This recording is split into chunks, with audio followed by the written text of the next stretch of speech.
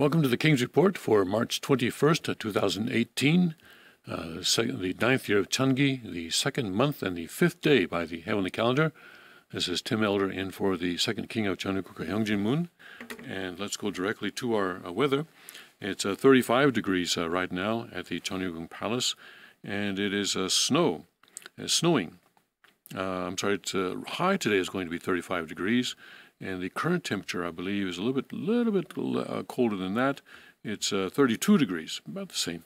So anyway, the expected high today is 35 degrees, and 1 to 3 inches of snow expected. It's currently snowing, and tonight going down to 24, then going up to 42 degrees tomorrow. And once we get through today, it's going to be warmer for the rest of the week. Friday 40 degrees, Saturday 43, and Sunday 41, and so forth. And it's going to be pretty sunny, partly sunny, mostly sunny, although a snow shower may be possible on a Sunday. But if the high is 41, I don't see how much that could actually accumulate. The chance for more than 3 inches of snow accumulating today is 48%, but that's actually down from what it was even an hour ago. It was over 50% an hour ago. So I guess it's not going to be such a big snowstorm today as far as the Cheongguk area is concerned. All right, let's go to the headlines on Drudge. So it seems that the Austin bomber blew himself up. That's convenient of him to do that. But I hope, though, that this isn't just an excuse by the police to stop investigating, but that they will look at who was behind this, where, who was helping him and stuff like that, because this maybe some group is trying to create or develop some new form of terrorism in America. The suspicious packages reported around Austin, and the box explodes at Goodwill. A Reddit user claims to be the bomber, compared himself to Zodiac Killer. And then now, Tomasky, yes, this is going to be worse than Watergate. Ted Olson turns down Trump team Comey weighing film TV offers for his memoir. So the whole drama that is going on in Washington, we don't know how far it's going to go. One of the things that the Obama administration was saying as they were about to quit was that, Obama didn't have any scandals. Well, now we know why. They didn't have any scandals because they had a lot of people covering up their stuff, and all their evil deeds were being covered up by not only the deep state, but also by the mainstream media as well. Inkman.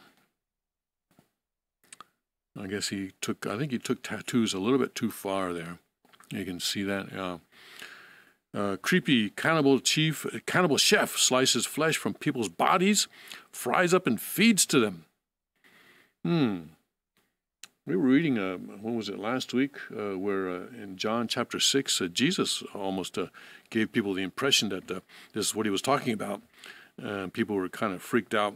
Of course, Jesus wasn't talking about this literally, but I guess this guy really does it literally.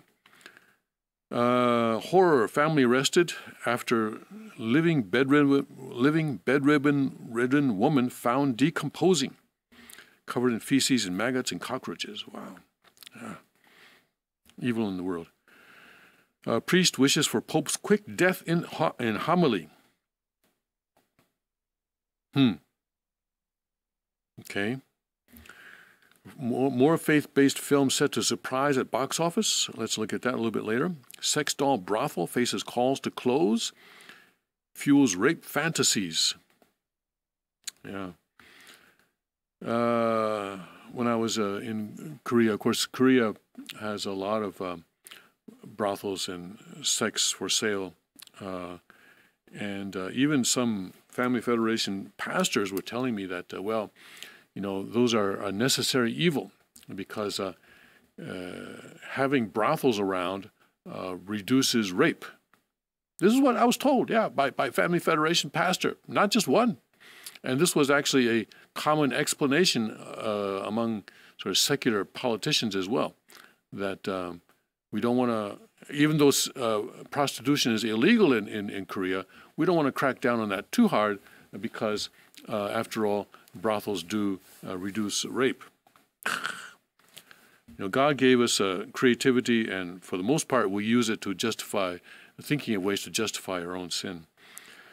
Polygraph stormed Trump's 7-year battle with porn star. Now ex-Playboy model sues to break silence. Deposition looms. Apprentice suit moves ahead.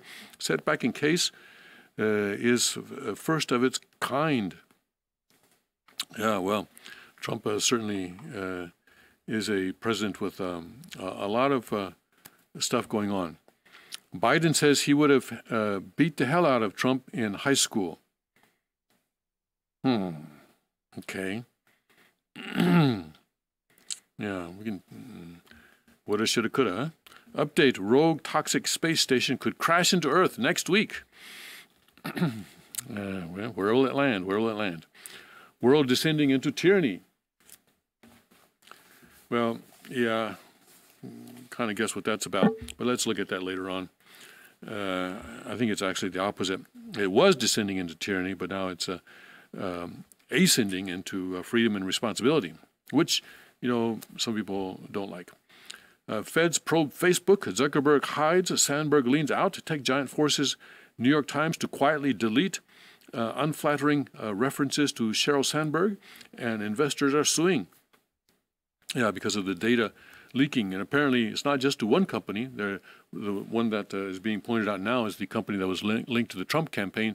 But apparently Facebook was doing this on a apparently routine basis for lots of people. Idle nightmare. Ratings tank amid nun fiasco. Sex scandal. Yeah. Katy Perry was trying to get a hold of a nunnery, and nuns were trying to stop that, and a nun dropped dead in court trying to stop it. So yeah, and then sex scandal. What is that? The other guy who's on there, has a sex scandal. Yeah, that show may have run its course. TSA pressure to prove not scanning data on passenger devices. Nuke commander: USA can't defend against China-Russia hypersonic missiles. Deputy praised after firing at Maryland school shooter. Walkout fallout. Districts hit with backlash over political activism. Now, we're going to definitely talk about this. There was a school shooting in Maryland yesterday, and fortunately, it looks like no one was killed except for the shooter himself. And they call them resource officers, don't they? I'm not sure why they call them that. But anyway, the policeman who was assigned to the school engaged the shooter, shot at him, and they're still trying to determine whether it was the shot from the police officer's gun or a shot from the gunman's own gun that killed him. But anyway, the shooter is dead. The gunman is dead. And we'll go into it because it turns out that age restriction on the purchase of firearms did not stop this guy. He was 17 years old, and he went in there with a handgun. And apparently federal law says that you have to be 21 to purchase a handgun. Maryland law also says that, but this 17-year-old kid got hold of a handgun somehow, a Glock handgun somehow, and went in there with that. So age restriction didn't work, whereas having a resource officer, a policeman in the school, did work. So, yeah, it's what's going to happen now. And also this political activism among schools. We're going to be looking at that very much this morning. 87-year-old priest is savagely beaten and robbed at home. Surge in wealth may be sending dangerous signal for the economy. 95% of active stock pickers can't beat Can't beat the index funds, I think it said. I lost my place here just a minute. Yes, the index funds. Theo launching new football league. They keep trying to come up with a new football league. Hey, new football league. The initials are NFL. Maybe they can call it that. Yeah, new football league. Illegals who dodged ICE raids after Oakland mayor tip-off rearrested for new crimes. Border Patrol refuses to release criminals back to state. City votes to opt out of sanctuary law. The King covered that one yesterday. San Francisco expected to ban fur sales. What next? No beef? Wouldn't be surprised. It is San Francisco. PETA billboard memorializes calves killed in truck crash. Well, it's their money. Toyota pauses robot car program citing drivers' emotional toll. An Apple fleet doubles. Cops searching for monkey near Miami strip club. Not sure I know what that's about. Not sure I want to know what that's about. Carnage as 100,000 students descend on South Padre for notorious spring break. Wait a second. I thought they were all demonstrating against guns. But no, they're at South Padre. That's in Texas for a spring break. United suspends pet cargo after animal deaths double. Maybe a good idea. They haven't really got their process down there, do they? Delta sends dog to multiple wrong cities. Hope he didn't die. Another snow blast yet for the east, up to 16 inches along I-95. Watches and warnings. Claim no attempt tampering nears 2.5 degrees. So NOAA apparently, in order to prove global warming, went back to the past and lowered the temperatures of the past so that present-day temperatures would be comparatively higher. And there's a claim that they were doing it by as much as 2.5 degrees. Let's see. Despite warning signs, Trump says Republicans can keep the House. Well, I'm sure he wouldn't say otherwise. He's not going to come out and say, well, you know, we're going to lose. We're going to get our, A's kicked. He's not going to say that. But there are warning signs, and Republicans need to wake up. Can Spielberg remember how to have fun? Trailer, Friedkin films real exorcism.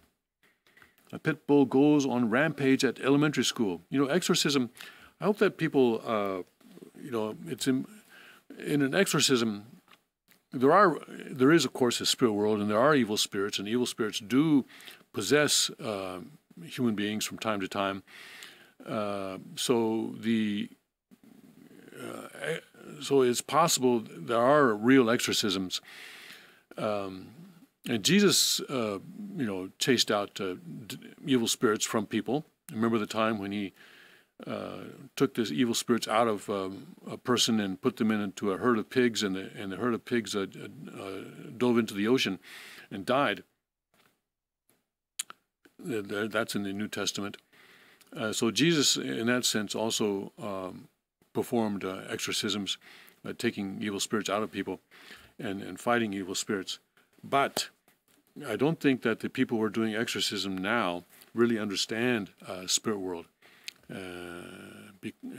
To understand spirit world, the best way to understand spirit world today is to study the words of our true Father, because he, of course, understood spirit world better than anyone. So I'm a bit concerned when people are performing exorcisms without a full knowledge of what the spirit world is about, full knowledge in the way that Father communicated. Pitbull goes on rampage at elementary school. Hey, ban pit bulls. Ban all dogs. Study, Democratic Republican voter bases are more different than ever. Yes, more polarization. Nielsen illustrates popularity of political shows. Fox News, MSNBC, most watched cable, even with NCAA. So March Madness, I guess, is taking on a new meaning. YouTuber convicted for offensive joke faces prison. Vienna unbeatable as world's most livable city. Baghdad still the worst. Okay, yeah, I was in Vienna once. It's okay. Well, I guess some people like it. All right, let's go into. Let's take a break now, and we'll come back and start going into some of these articles when we come back. See you in a minute or so.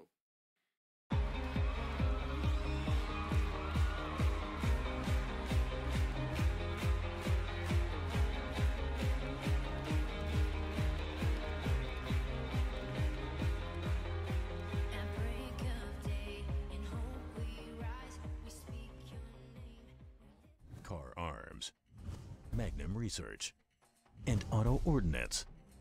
The Car Firearms Group. With a diverse product line that blends American craftsmanship with cutting-edge technology, it's no secret why gun enthusiasts choose Carr Firearms Group. From the Desert Eagle and Baby Desert Eagle made famous by Hollywood, the history of the 1911 and the Tommy gun, to the best in compact concealed carry, Carr Firearms Group is not only the first name in personal defense, it's a name that has earned the respect of gun enthusiasts around the world. Concealment, innovative technology, value, accuracy, and history. Carr Firearms Group. Made in the USA. Visit carr.com today.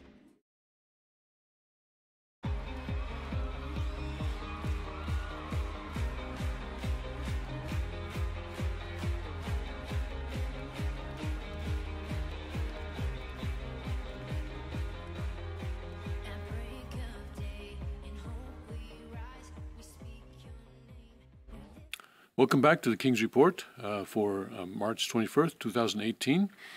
I want to look at the Maryland shooting right now.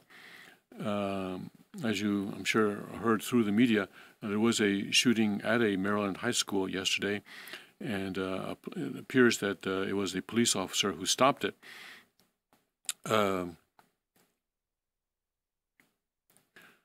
And the GOA, Gun Owners of America, is giving a message to Congress that background checks didn't stop today's Maryland shooting. Dear Representative, I'm sure you saw the news today. There was another school shooting. What you may not have seen was how it was stopped. According to the Washington Post, quote, St. Mary's County Sheriff Timothy Cameron said the school resource officer exchanged gunfire with the shooter and the situation quickly came to an end. Cameron said there was no question that the situation would have been worse if the SRO had not engaged the shooter. Unquote. This is the real answer to school violence. The first responders must be able to engage the bad guys. To this point, 81% of police officers agree that teachers and school administrators must be able to be armed. So please do not vote to restrict the rights of law-abiding gun owners, as Fix Nix will take away the rights of many gun owners without any substantive due process.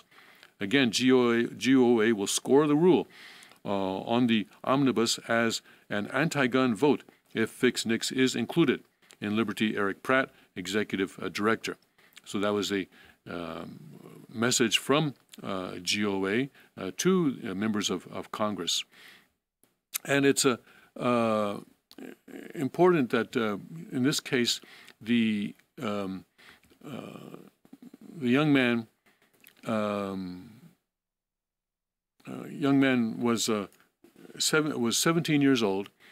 Federal law says he cannot buy a handgun until he's 21. Maryland law says he cannot buy a handgun until he's 21, and yet he walked in with a handgun. So age restrictions did not work. Background checks did not work. What did work was to have someone on the scene who could respond in seconds instead of minutes. Respond within seconds instead of minutes. Now, in this case, it was the school resource officer, the SRO. But in other cases, it may be someone else who is on the scene when this happens. You know, I'm told that I think I saw that, that most police officers go through their entire careers without actually, firing their weapon at another human being, and I'm sure the same is true with the concealed carry holders.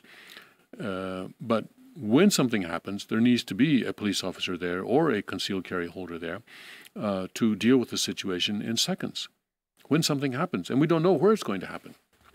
And so we need to have as many well-armed, good people, well-trained, good people, trained and armed, good people, so that we can protect our children and protect others who need to be who are vulnerable.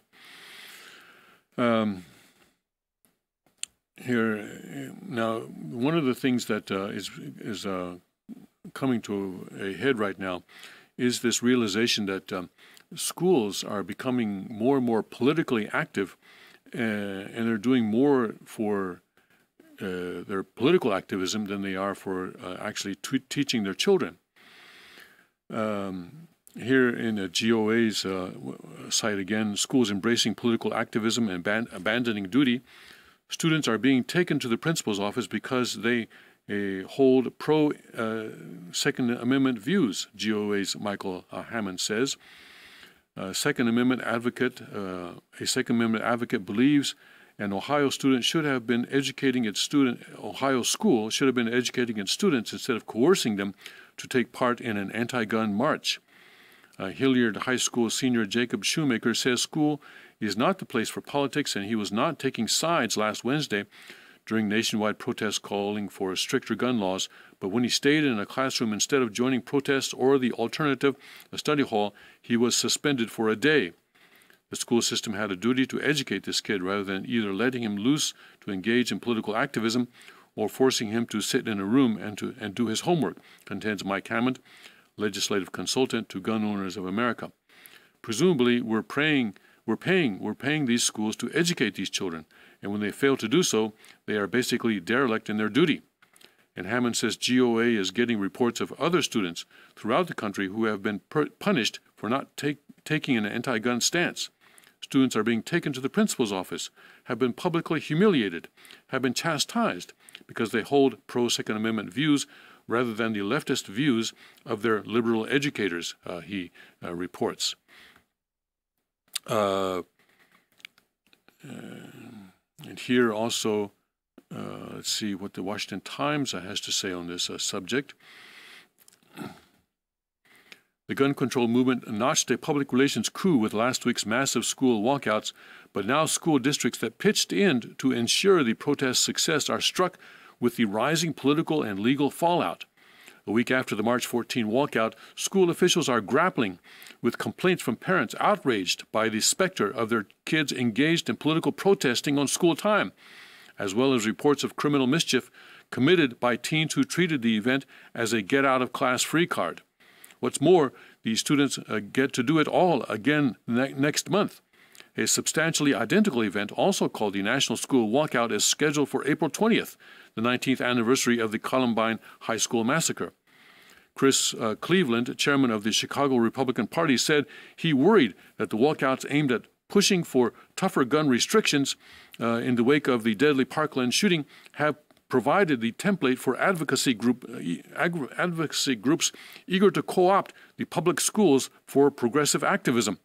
If they get away with this, they'll be free to engage in any kind of political activity in the schools that they wish, said Mr. Cleveland, who has a third grader in the Chicago public schools. The party is moving to avert that scenario by preparing a lawsuit against the school system, arguing that the district violated state and federal laws as well as its own policies by organizing a political demonstration and pressuring students to attend on the taxpayers' dime.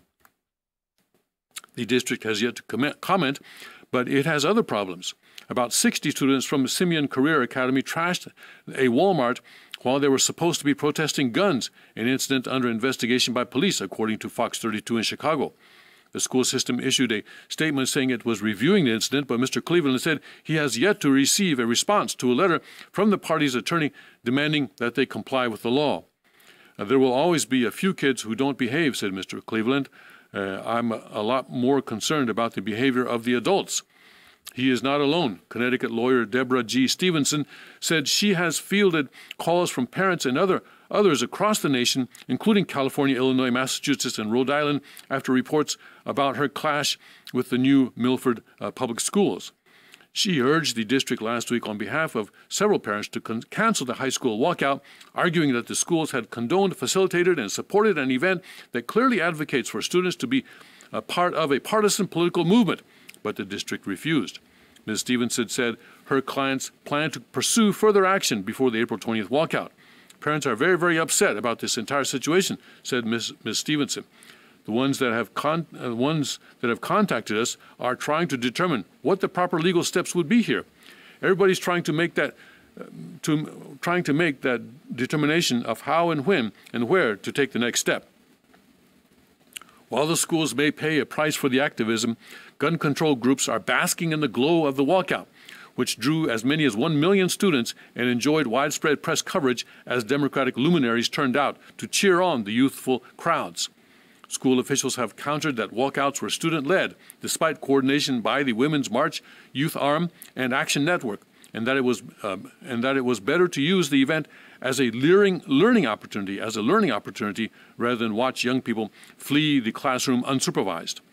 New Milford Public Schools attorney Michael P. McKeon took umbrage at Ms. Stevenson's claim that the school had engaged in politically motivated behavior, insisting that the events at New Milford High School were voluntary and student-driven. I am sure that your clients do not consider the murder of students in their schools' hallways to be political expression, Mr. McKeon said in a March 14 letter. Similarly, students expressing a desire to be freed from the threat of carnage and death in their classrooms can hardly be deemed political speech. He described the event as a student-initiated remembrance of the 17 killed last month at Marjorie Stoneman High School in Parkland, Florida, and indeed, many schools billed the walkout as a memorial. In some cases, that was true. In other cases, the memorials look more like rallies, stoked by school staff and teachers acting as escorts to events and providing class time for making posters featuring anti-gun slogans. I wouldn't say that every individual school district was partisan, but far and wide, it was more than just a memorial service, said Ms. Stevenson. It was a protest with signs, with taking positions, with leading students to do things, to take action, selling T-shirts on school grounds. And that's something different than a simple memorial trying to remember those who died. Some school officials take a light touch on penalties in support of what was described as a good cause, including Chicago Public Schools CEO Janice Jackson, who assured students the day before the walkout that we will not enact any disciplinary measures. We think it's critically important that the student voice is heard at this crucial point in our history as a nation. So we've provided a lot of guidance to our school leaders, instructed them on how these things should be conducted, and we've also given them the autonomy to create the best plan at their local schools, she said in a Chicago Sun-Times video. James Bucal, head of the Multnomah County Republican Party in Oregon, said Portland public school parents were falsely assured that the protest was not partisan, but would constitute a memorial for those slain. At the protest, adult participants bragged about organizing the protest and applauded the help they had received from PPS. And Mr. Bucal said in a Tuesday statement, organizers made materials available to support leftist goals far beyond anti-Second Amendment advocacy. In a statement, Portland Public Schools said Superintendent Guadalupe Guerrero asked schools to treat the day as a teachable moment and structure lesson plans around the theme of safe, supportive, and inclusive schools. Other Republicans who have decried the walkouts include South Carolina Governor Henry McMaster, who accused organizers of using children as a tool to further their agenda, and former Representative Tom Tancredo of Colorado, who said he was shocked by the open partisanship of classroom teachers promoting walkouts. School administrators, too, participated in the charade, Mr. Tancredo said in a Tuesday op-ed in Colorado Politics. How else to explain the large number of school buses providing taxpayer-funded transportation to partisan rallies off the campus? Some districts are also feeling the heat over their approach to student security. Mr. Bucal said Portland parents were so concerned about youths pouring into the streets that they made multiple requests for police backup to protect students during the event. The Portland School District said students were not permitted to leave school grounds, and those who did were told that they would receive unexcused absences. In New London, Connecticut, a brouhaha erupted after Harbor Elementary School kindergartners were led outside on an impromptu school safety walkout without written parental permission, prompting a Board of Education member to call for the principal to resign. Those safety fears were justified in Minneapolis, where a student waving a Trump flag was assaulted outside Southwest High School by 8 other students. Fox News reported that he was taken to urgent care afterward for injury to his arm. At least one school organization anticipated the potential for education to spill into advocacy. The National School Boards Association issued in February a guidance navigating student walkouts and mass protests that urged school districts to tell staff to avoid political posturing and viewpoint discrimination, communicate state law and local policies that may restrict public employee political expression while on duty, as well as any specific district directives that have been issued regarding the present controversy, said the association. As far as Ms. Stevens is concerned, the schools fell short, and she wants to make sure it doesn't happen again in April. Right now, we've gotten a lot of support from across the country, so we're trying to assess and coordinate and determine what our next move is, but we're not going to let it go, she said. Absolutely not. So that's a fight in the public schools. Now that the left is co-opting the public schools for this anti-gun advocacy, anti-Second Amendment advocacy, and as one of the persons quoted said, if they get away with this with the Second Amendment, then what other causes then will they be co-opted to express? Immigration, what else? Welfare, free tuition. Free tuition is probably something that will come up. Yeah, free tuition in colleges. Yeah, college free tuition. That'll come up. Yeah, that'll definitely come up as a next step, or maybe as somewhere down the line. So this whole thing with the politicization of the death of those 17 people in Parkland, Florida. Not all were students. 14 were students, and 3 were adults. The left is really using their deaths not to increase school safety, but to increase their own power and control, increase the power and control of the state by taking away the guns from good individuals.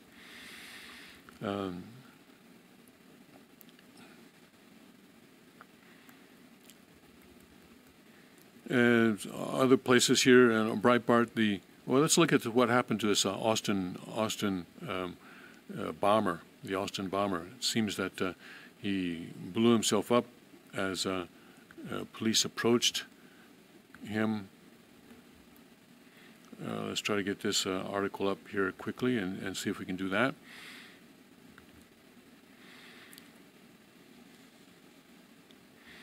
And it's a good thing that situation seems to be over now.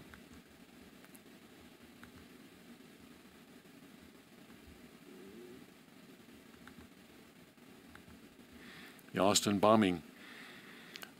Suspect, 24 years old man, dies as police close in, the chief says. 5:50 a.m. update. The suspect in a string of bombings in Austin is dead. Interim Austin Police Chief Brian Manley confirmed early Wednesday. The name of the suspect, described only as a 24-year-old white man, has not been released pending notification of his family, Manley said. Although police are still investigating the possibility of accomplices, he said, "We believe this individual is responsible for all of the incidents in Austin." Manley urged the community to remain vigilant for possible other explosives, adding that we do not know where the suspect has been in the past 24 hours. Police have not identified a motive for the string of bombings, Manley said. Investigators identified several leads, but the case really broke in the past 24 to 36 hours, the chief said. He described how authorities tracked down the suspect's vehicle to a Round Rock area hotel. Police began following the suspect's vehicle, and as SWAT approached, the suspect detonated a bomb in the car, Manley said. One officer was treated for minor injuries. Four bombs have exploded in Austin since March 2nd, killing 2 men and injuring 4 people. A 5th bomb exploded early Tuesday at a FedEx sorting facility in Schertz, about 60 miles southwest of Austin. A package containing what was believed to be an unexploded bomb was found Tuesday at a FedEx distribution center in Austin. Authorities believe the FedEx packages were sent from the FedEx retail store in Sunset Valley. I guess that's somewhere in Austin. If all of the bombs originated with the same person, the use of FedEx represented a major shift in the bomber's methods and a major break for authorities. The first 3 Austin bombs were left overnight on doorsteps and were not delivered by commercial delivery services. Authorities have said the 4th bomb was left next to a street in a residential subdivision and was triggered by a tripwire strung over a sidewalk. Anyway, the man, at least a man, is dead. A 24-year-old white man is dead. And the question of accomplices is very important for us, of course. We want to know, is he part of an organization? Is this part of a terrorist group that was developing potentially a new way to commit terror in the wake of what appears to be some crackdown on guns? Were they saying, okay, well, if guns go away, then we have to have some other way of committing terror, and so let's figure out how to use bombs? Is that what was going on? What was his motive? What was his motive? And who was he? What is his name? We definitely want to know his name. They say pending notification of the family. Let's see how long it takes them to give us his name. Depending on what the name is, it could take a long time, I think. You know, depending on what the name is. I mean, if it's John or David or Steve, it probably won't take a very long time. But if it's another name, I could see how it might take some time before they decide to release it. So it's anyway, it's good news that the bombing series appears to be over in Boston. Person blew himself up as SWAT approached early this morning. But there may be other bombs out there, so people in Austin need to continue to be very, very careful. Let's look at what Trump is doing with the Saudi Arabian prince. But shall we take a break right about now? Let's do that. We'll come back with Trump and the Crown Prince of Saudi Arabia.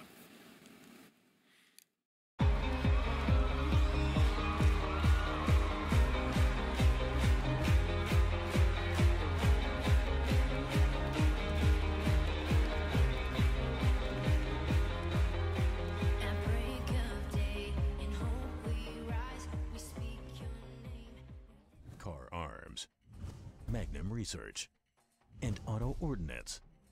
The Car Firearms Group. With a diverse product line that blends American craftsmanship with cutting-edge technology. It's no secret why gun enthusiasts choose Car Firearms Group. From the Desert Eagle and Baby Desert Eagle made famous by Hollywood. The history of the 1911 and the Tommy gun. To the best in compact concealed carry. Car Firearms Group is not only the first name in personal defense, it's a name that has earned the respect of gun enthusiasts around the world. Concealment, innovative technology, value, accuracy, and history. Car Firearms Group. Made in the USA. Visit car.com today. Car Arms, Magnum Research, and Auto Ordnance. The Car Firearms Group. With a diverse product line that blends American craftsmanship with cutting-edge technology. It's no secret why gun enthusiasts choose Car Firearms Group. From the Desert Eagle and Baby Desert Eagle made famous by Hollywood. The history of the 1911 and the Tommy gun. To the best in compact concealed carry. Car Firearms Group is not only the first name in personal defense, it's a name that has earned the respect of gun enthusiasts around the world. Concealment, innovative technology, value, accuracy, and history. Car Firearms Group. Made in the USA. Visit car.com today.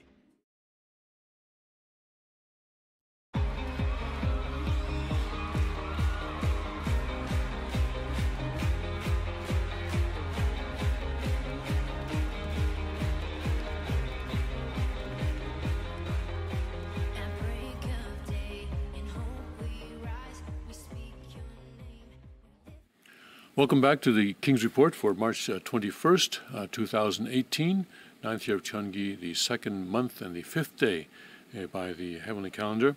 Before we go to Trump and the Saudi Crown Prince, let's do this story on the IndieWire about faith-based movies and how in March, in the remaining, what is it now, just 10 days of March, we may have some pretty good faith-based movies.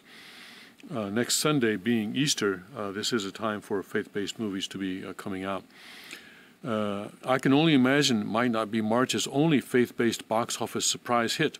It says, the headline, the Christian indie was a surprise hit and not the only faith-based drama hitting theaters this month.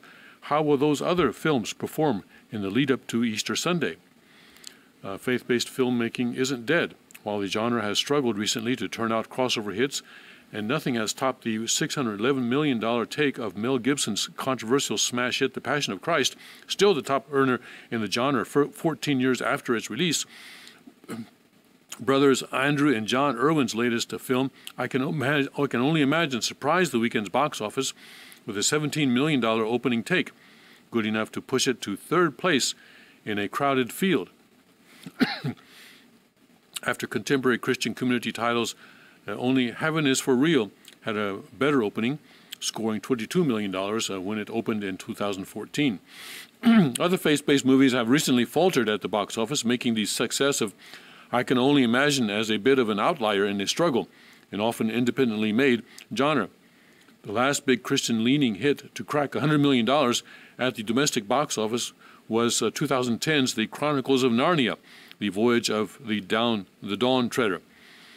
The third film in the series and its lowest grossing entry, the film made $104.3 million when it hit theaters in December of that year, less than half of what the first film made 5 years earlier. Other offerings have posted respectable box office takes, including Heaven Is for Real, War Room, and The Shack, but there hasn't been a box office hit for quite some time, until now. In just one weekend, I Can Only Imagine has clearly cracked the top 20 of all Christian films released since 1980. It may soon have some other competition, though. In the lead-up to Easter Sunday, the box office will play home to another pair of faith-based features, marking March as the month for such films. There are just 5 Christian films on the docket so far this year, and only 2 of them didn't make grab Easter adjacent release dates. This week, Sony's Columbia Pictures arm will release its historical drama, Paul, Apostle of Christ, in 1,400 theaters. Despite the title, the film has been marketed as something of a two-hander between a pair of Jesus' best-known followers, the eponymous convert Paul, played by James Faulkner, and his close compatriot Luke, played by Jim Caviezel, well known for his turn as Jesus in The Passion of Christ, picking up after the death of Jesus Christ.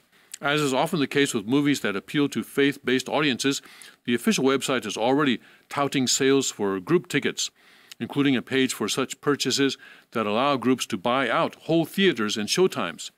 Paul will face off against a number of other mainstream-wide releases, however, including Pacific Rim, Uprising, Midnight Sun, Sherlock Gnomes, and Unsane, along with Indy's Final Portrait and Isle of Dogs. And unlike I Can Only Imagine, it doesn't come with a more contemporary edge, something that another title set to open this month might be able to capitalize from.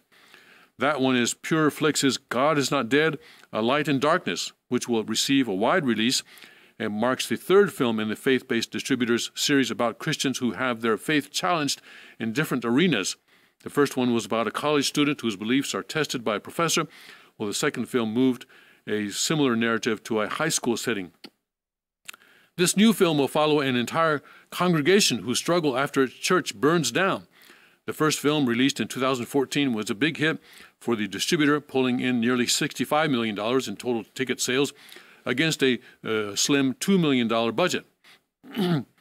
Like I Can Only Imagine, it was a surprise breakout hit at the box office, where it faced off against mainstream titles like Divergent and Muppets Most Wanted, coming in third in its opening weekend. It was, of course, no surprise that a sequel was soon greenlit by Pure Flix, and God's Not Dead 2 rolled out 2 years later. While that movie made its money back, nearly $25 million against a $5 million budget, it was hardly the same runaway hit as its predecessor. A Light in Darkness arrives 2 years after that film and appears to be capitalizing on the current political climate with marketing that plays up power of protesting, questions about free speech, and the challenge of respecting other people's beliefs. While it follows both I Can Only Imagine and Paul, Apostle of Christ, it may luck out with its Easter-adjacent release date hitting theaters on March 20th, Good Friday, and a more uncompetitive release calendar, March 30th, Good Friday. Good Friday and a more uncompetitive release calendar than the previous week. Two very different wide releases are set for that same week, Ready Player One and Terry Tyler Perry's Acrimony. It's also going all in or on luring big groups, offering up links to both group sales for opening weekend and special pre-release movie events on March 27th and 28th, days before the films open to the public. In October, PureFlix will release another sequel, Unbroken, Path to Redemption, a Christian-leaning follow-up to the Angela Jolie-directed Louis Zamperini biopic Unbroken. None of the Jolie film's original cast or crew is involved with the film, which follows the war hero upon his return to the States after being held as a prisoner of war during World War II and his eventual turn to born-again Christianity. It's also not the first Zamperini film to focus on his post-World War II life. In 2015, the Billy Graham Evangelistic Association released its own documentary about his later years, many of them spent following the recently deceased evangelical Christian minister. While the Passion of the Christ continues to rule as the biggest Christian hit from an indie distributor to boot, to ever hit the box office, it's trailed by the trio of Chronicles of Narnia movies, which round out the rest of the all-time top four. These movies were based on the beloved novels of C.S. Lewis, and notably, I Can Only Imagine bested yet another big screen adaptation of a beloved faith-based children's novel when it beat Ava DuVernay's A Wrinkle in Time at this weekend's box office.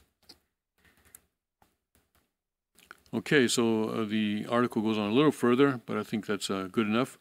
So during this time leading up to Easter, we're going to have a couple more, 2 or 3 more faith-based movies, and the King has always emphasized the importance of supporting these movies. So I hope that we can get out and go and see these movies. I think I plan to go see the one on Paul, interested how they treated that life, Paul with Paul and Luke, I guess it is, and two men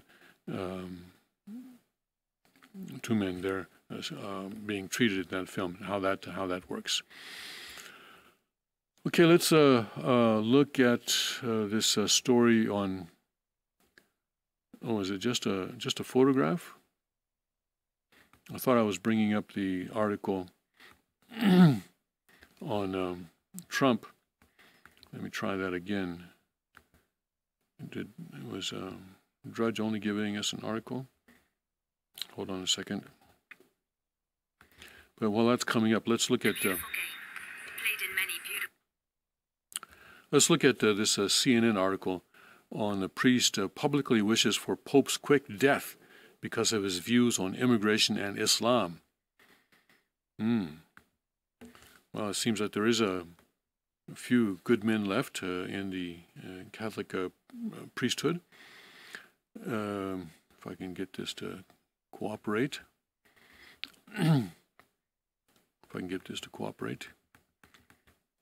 A Catholic priest from Poland is facing rebuke after calling Pope Francis a foreign body in the church and implying the Pope should pass away soon if his views on refugees and non-Christian beliefs don't change. I pray for wisdom for the Pope, for his heart to open up to the Holy Spirit, and if he does not do that, I pray for his quick departure to the house of the Father. Father Edward Steinek said during a homily in Krakow last month, according to an English transcription of his words.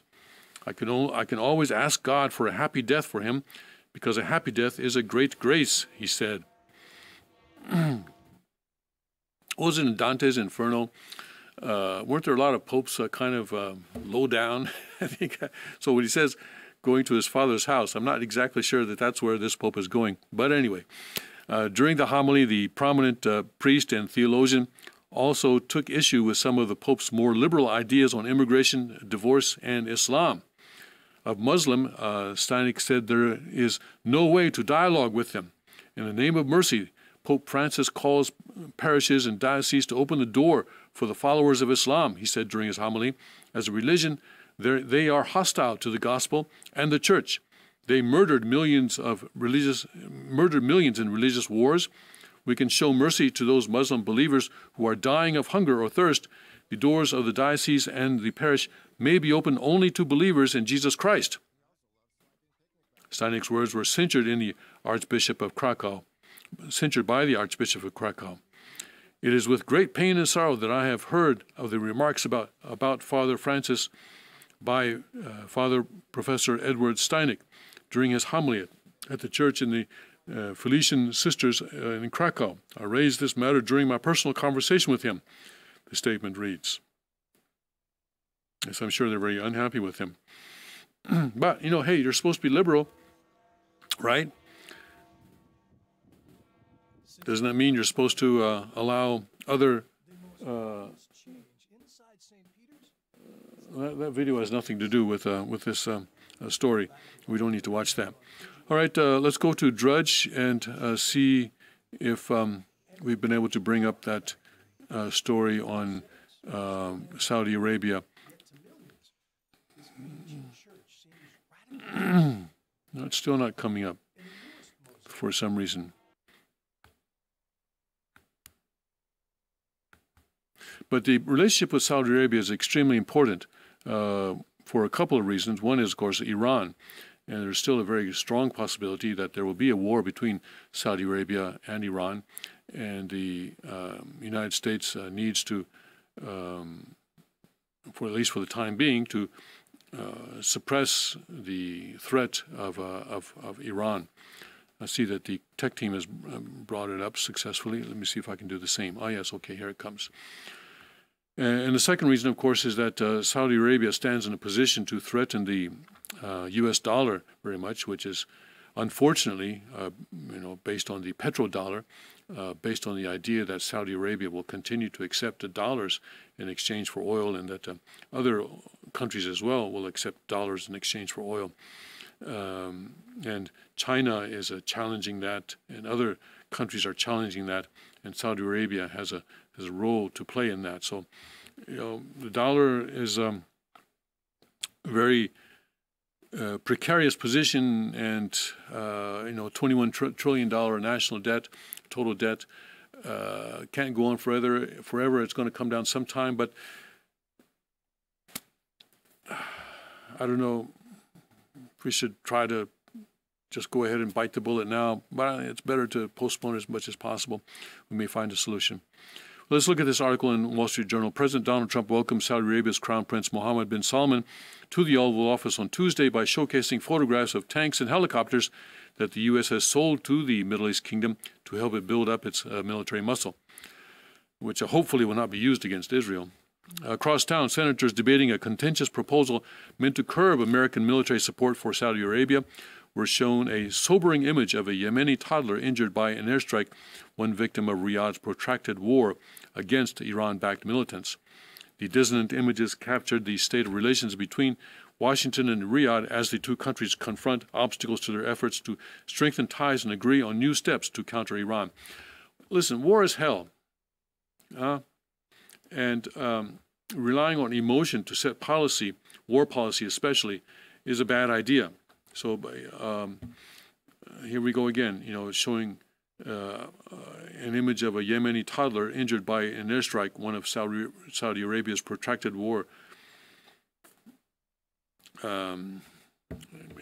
Using that kind of a emotional image to influence policy is a very bad idea, and I think despicable. The White House meeting marked the start of Prince Mohammed's 2.5-week visit to the U.S. Wow, he's going to be here for a long time, where he's looking to win more political, diplomatic, military, and economic support from Washington. The 32-year-old Saudi royal has positioned himself as a reformer who has moved to ease widely criticized restrictions on women, clamp down on religious extremism, and promote a more liberal social agenda. But I don't think, just letting women drive or letting women start businesses without the permission of their husbands, I don't know if that's going to do it. It's not going to do it, actually. I do know it. It's not. The answer is no, it's not going to do it. There are much more fundamental reasons that we need to oppose and stop the spread of Islam. For example, all the mosques in the United States that are owned by Saudi Arabia. The Trump administration has strongly backed those moves, and it tries to make U.S.-Saudi relations a cornerstone of its Middle East strategy. U.S. officials have said Prince Mohammed's reform agenda will be key to the country's efforts to draw more investment as it overhauls its oil-based economy. The relationship is probably as good as it's really ever been, and I think will probably only get better, Mr. Trump said before the meeting. We understand each other. Saudi Arabia is a very wealthy nation, and they're going to give the United States some of that wealth, hopefully in the form of jobs, in the form of purchases of the finest military equipment anywhere in the world. There's nobody even close. Mr. Trump lauded Saudi Arabia's decision to buy billions in U.S. military equipment and expressed hope that Riyadh would spend billions more on America's defense industry. But the visit is being shadowed by the kingdom's foreign policy moves, including its war in Yemen, where the United Nations says thousands of civilians have been killed by Saudi-led airstrikes. Lawmakers raised concerns about the war with Prince Mohammed before he met with Mr. Trump, said Senator Bob Corker, Republican of Tennessee. We strongly pushed back on what is happening right now in Yemen and asked them to take strong corrective actions, Mr. Corker said during the Senate floor debate. In the meeting with U.S. lawmakers on Tuesday, Saudi officials defended their campaign in Yemen and framed it as part of their country's protracted battle with Iran. And that is true, because Yemen is backed by Iran. So it's not just Saudi Arabia picking on this little country. Iran is using Yemen to attack Saudi Arabia. About 3 missiles, I think, have already been fired from Yemen territory towards Saudi Arabia. One was going toward the royal palace of Saudi Arabia. One was going towards the airport, the international airport of Saudi Arabia, and so forth. And I think in every case, Saudi Arabia was able to shoot them down with Patriot missiles. And it's good to know that those missiles actually work.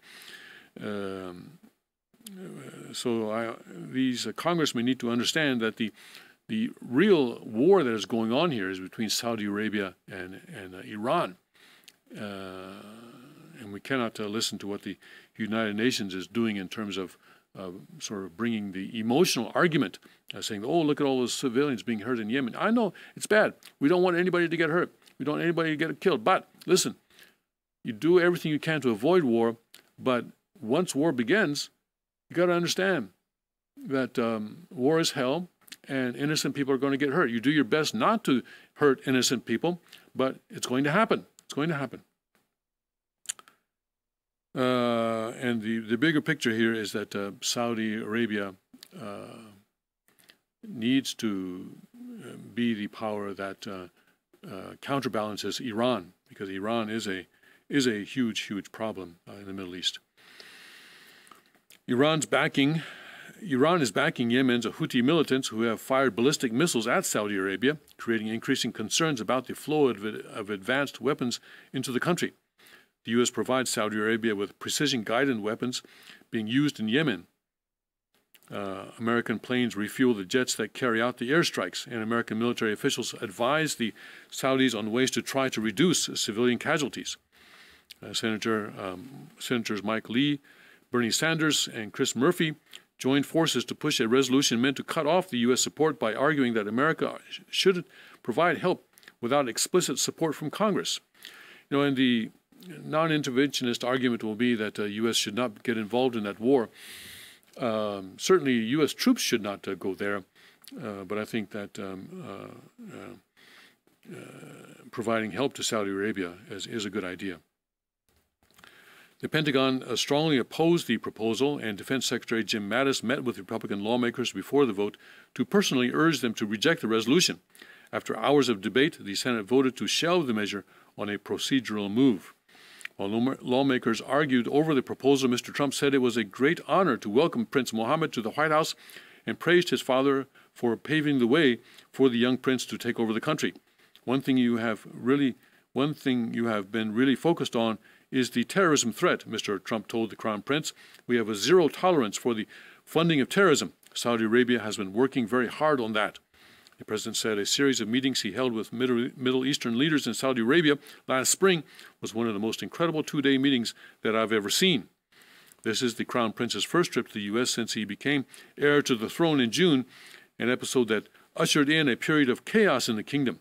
In November, he directed a far-reaching corruption crackdown that targeted hundreds of people, among them princes, officials, and prominent businessmen, rattling the royal family and spooking global investors.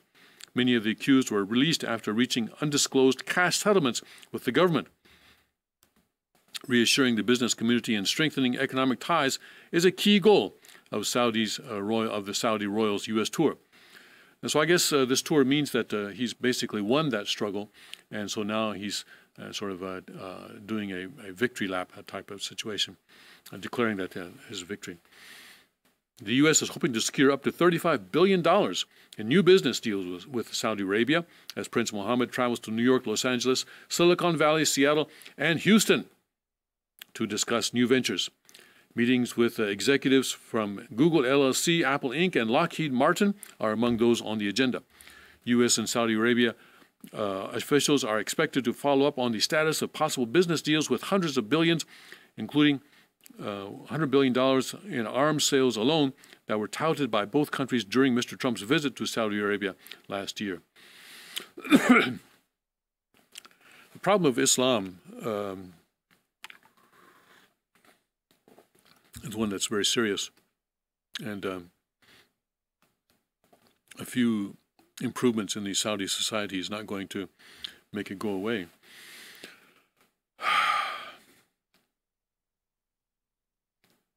Doing business with Saudi Arabia is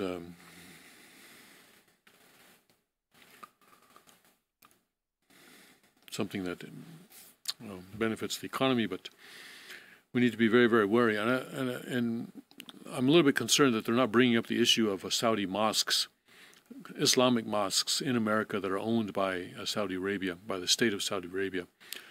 That's an issue that the federal government needs to look at. And they're going to say, oh, no, religious freedom, First Amendment, and everything like that.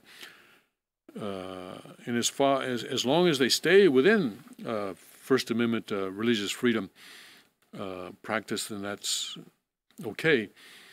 Even in Tonyuguk, there will be freedom of religion, and even in Tonyuguk, there can be Islamic mosques. But we need to be very careful that they are, in fact, staying within the walls of religious freedom, and even opinion, political opinion. They can express political opinion as well. We certainly do that here, so no reason why they can't do that also there. But indoctrinating, well, we need to be watching it very carefully. That's all I have to say. We need to be watching it very carefully. Talk about a cult. One of the people who interviewed me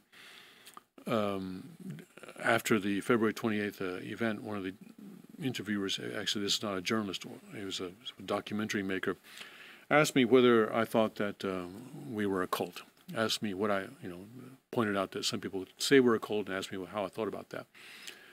I told him, well, cult is, as far as I can tell, the definition of cult is a small religious group that a certain person doesn't like. And so whatever small religious group he doesn't like, he calls a cult. And the documentary guy said, well, there's also the aspect of giving up one's power of decision-making power, of just blindly following a certain leader. And I pointed out that, hey, listen, most of the people here used to be in the Unification Church, and we came out of that, making individual decisions. And of course, we also don't live communally, and that kind of thing too. And he sort of nodded, and that answer seemed to satisfy him. But if you want to talk about a cult, all right, where people give up their ability to make their own individual decisions, but to follow a leader blindly, there are other groups, but Islam is one of them. Not the only one, but Islam is certainly one of them. Of course, the whole leftist group right now, the whole leftist movement right now is another one of them. But you know, like this thing with the gun control. You know, I mean, the kids going out and marching for gun control, and anyone who dares to protest that gets mocked and embarrassed or even beat up. That's certainly a cult. You know, that's characteristic of a cult, right? So, you know, I'm just saying that that the government needs to be aware of the Islamic mosques in America, the fact that they are owned by Saudi Arabia, and need to keep an eye on their activities to see if they are cult creating facilities. That's all I'm saying, you know. And if they, you know, at some point in the future become involved in terrorism, then we need to know about that. Because as the priest in Krakow said, you know, Islam has killed millions, hundreds of millions of people in religious wars. There is that past. There is that past. Now, that priest is a very, very brave man. He's obviously not a member of a cult. Well, he's in a cult, but he's not a. He's in the cult, but he's not of the cult. The U.S. also sees Prince Mohammed as a key ally in its bid to bridge differences between Israel and the Palestinians. Jared Kushner, the president's son-in-law and a White House advisor whom the president has charged with restarting the moribund Israeli-Palestinian peace talks, views Prince Mohammed as an ally who can influence the Palestinians and bring them to the table. Now, we'll see about that. You know, we'll see about that. Jared, in his early or mid-30s, very idealistic, thinks he can do something. Well, let's see. Let's see. U.S. officials also are trying to forge a deal to end a regional crisis pitting Qatar against Saudi Arabia and its allies in hopes of reuniting Gulf nations in an important regional alliance. But Saudi officials have indicated this isn't a priority for them, rejecting Washington mediation. On Monday, Saudi Foreign Minister Adel al-Jubeir dismissed critics who say his country is killing civilians and stoking a humanitarian crisis in Yemen. A big focus of Prince Mohammed's trip will be to try to fix Saudi Arabia's image problem that never fully recovered from the attacks of September 11, 2001, which were carried out mostly by Saudi citizens. Another topic on the agenda is Saudi Arabia's desire to purchase nuclear reactors. The Trump administration has been eager to secure the sale, which would be worth billions of dollars. But Congress must review any accord that transfers U.S. nuclear technology. To block such an agreement, both the Senate and House must vote against it. Representative Ileana Ross-Leitonen, Republican of Florida, and Brad Sherman, Democrat of California, warned Tuesday in a letter to the Energy and State Departments that they may introduce a resolution of disapproval unless the Saudis are precluded from enriching uranium and reprocessing spent fuel to produce plutonium, two essential steps in developing nuclear weapons. Saudi officials have indicated they will not agree to such tough measures, citing Iran's ability to enrich uranium under the 2015 Iran agreement, which was, you know, approved and put together and supported by Barack Obama. See what that agreement is doing? See what that agreement is doing? Now Saudi Arabia wants to have the ability to enrich uranium and to build nuclear missiles, nuclear bombs, nuclear warheads. How come President Trump isn't getting rid of that agreement already?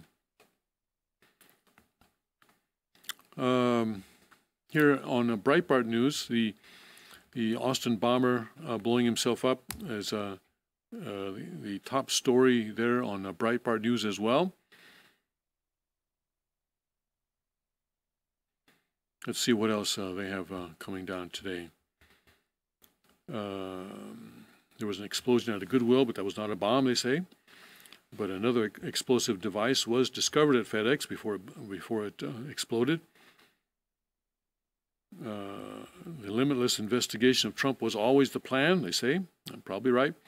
Resource Officer Blaine Gaskell, the good guy with a gun who stopped a Maryland school shooter, Joy Bahari, I guess, was saying the shooter would have used an AR-15 if NRA had its way. These folks. Schweitzer, how Obama administration regulations helped his friends. Establishment kills bipartisan effort to rein in U.S. military involvement in Yemen. Well, let's look at this. Kills bipartisan effort to rein in U.S. military involvement in Yemen.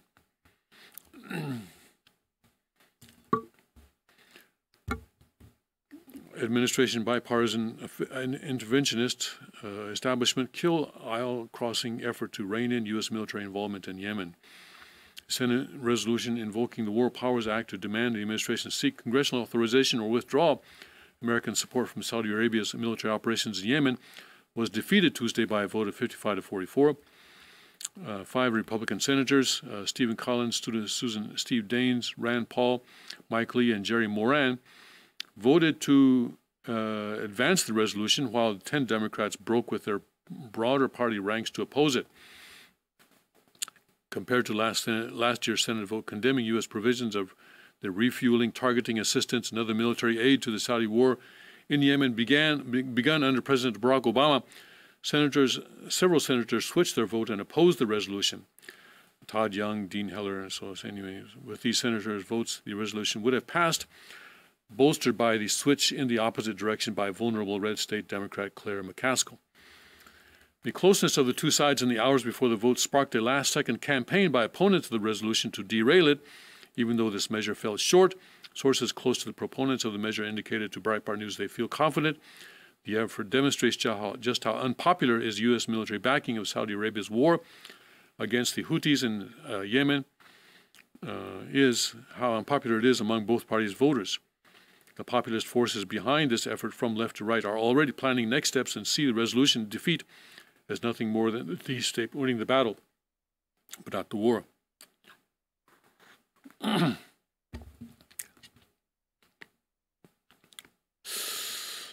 The Middle East situation is a very complex one that could deteriorate very quickly.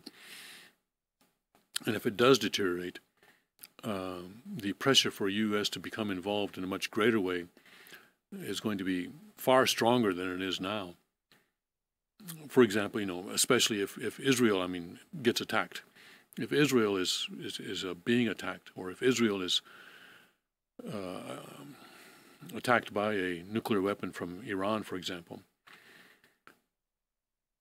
So if and I think it is, I think the U.S. military involvement in terms of the assistance that's being given now in Yemen holds the house of cards together for a little bit longer. Would seem that is a worthwhile thing to do. That's a worthwhile way of using taxpayer money.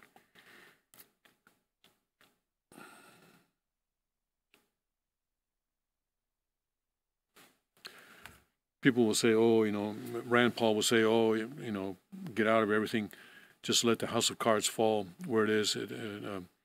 But if Rand Paul's going to say that, then he's got to have a way of preventing far greater U.S. involvement in a much larger war in the Middle East that could break out if Saudi Arabia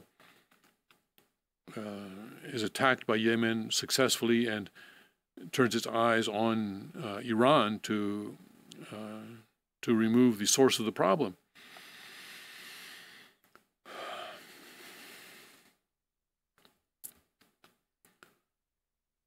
NBC News reported Senate Majority Leader Mitch McConnell was actively working against the bill. Reports indicate that Defense Secretary James Mattis was on Capitol Hill Tuesday working to prevent it from passing.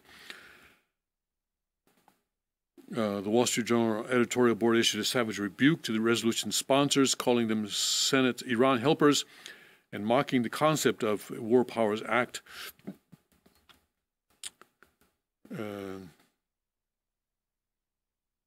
The The editorial may also expose the real purpose behind a competing and largely toothless alternative proposal by Senators Todd Young and Jean Shaheen, which merely asks for reports on U.S. involvement in the war in Yemen. According to the War Powers Act opponents at the Wall Street Journal, they have introduced an alternative resolution that would require the Secretary of State to report to Congress periodically on the Yemen conflict, which is fine. Shortly after the resolution was defeated, the Senate voted 53 to 47 to approve the sale of $510 million of new weaponry, including precision-guided bombs, for the Saudis. The flaws of the Saudi government are real, Senator Lindsey Graham told CNN after the sale was approved, but my friends on the other side, particularly Senator Paul, constantly put Saudi Arabia and Iran on the same footing. I think that is a very unwise analysis to suggest that Saudi Arabia is just as bad as Iran is just missing the point big time. The War Powers Act resolution, originally introduced with the support from the left-right coalitions of Senator Bernie Sanders, Mike Lee, and Chris Murphy, had the potential to serve as the catalyst for a trans-ideological political realignment, casting the populist anti-interventionist right with the populist anti-war left. It gave the administration 30 days to end the U.S. involvement in Yemen or to get a resolution from Congress authorizing the involvement. The bill made use of 1973's War Powers Act, a controversial effort by Congress to retake its constitutionally granted power to declare war from an executive that, in the 20th century, increasingly sought to take military action unilaterally. After its introduction, the bill picked up 7 additional Democratic senators as sponsors, et cetera, et cetera, et cetera. So, yeah. On the one hand, Congress does have the power to declare war. On the other hand, the president is the commander-in-chief. So there has been a back and forth on that. Teddy Roosevelt, I think it was, wanted money from Congress to have the U.S. fleet sail around the world. It was kind of a show of force. And Congress refused. So he sent the fleet halfway around the world. And so told Congress, okay, if you want the fleet to come back, you got to give us the money. Many things happen in U.S. politics. Very interesting.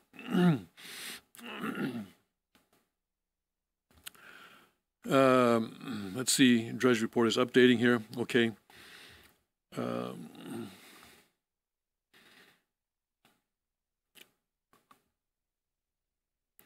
There's another article on condoms and the Olympics. Japan condom makers hope for 2020 Olympic lift.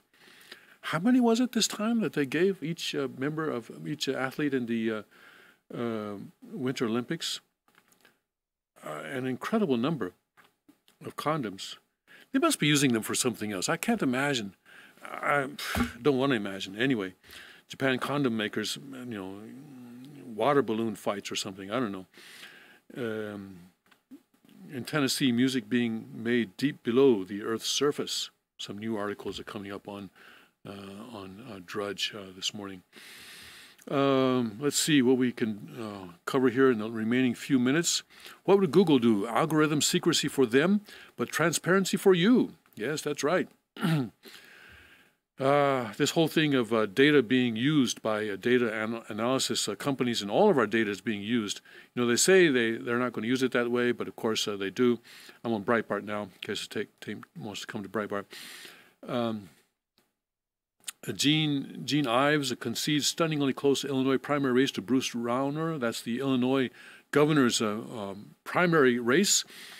There's a primary coming up in Pennsylvania on May 15th, and the deadline for candidates to sign up to run in that primary was yesterday. And next week, next Wednesday or next Saturday, today is Wednesday, right?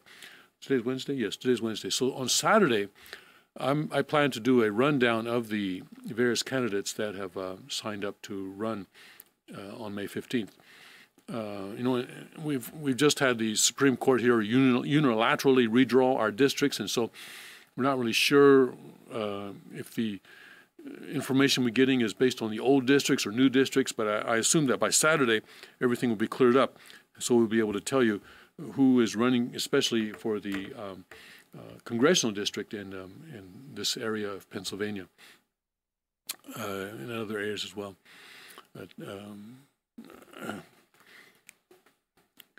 I think it's going to be the November election may turn out to be a contest between two incumbents, an incumbent Republican congressman and an incumbent Democratic congressman, who are being sort of pitted together in this realignment of the congressional districts.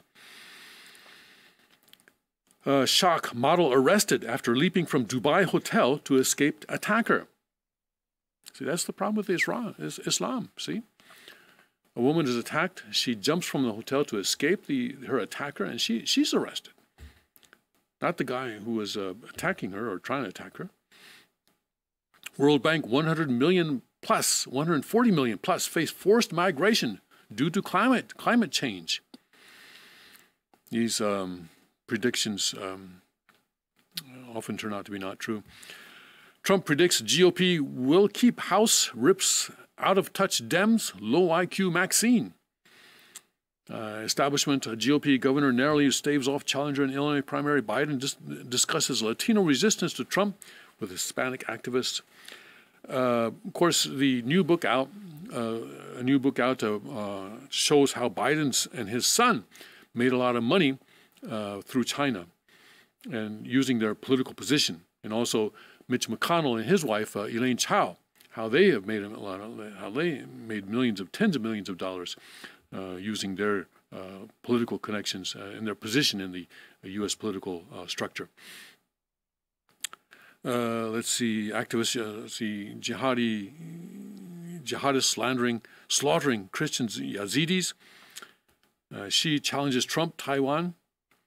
China will give up not a single inch of land. Venezuela calls Trump cryptocurrency ban crime against humanity. Cryptocurrency ban? Haven't heard about that. Watch violent IHOP customers throw. What is Venezuela saying now? Oh, on their cryptocurrency, maybe, huh?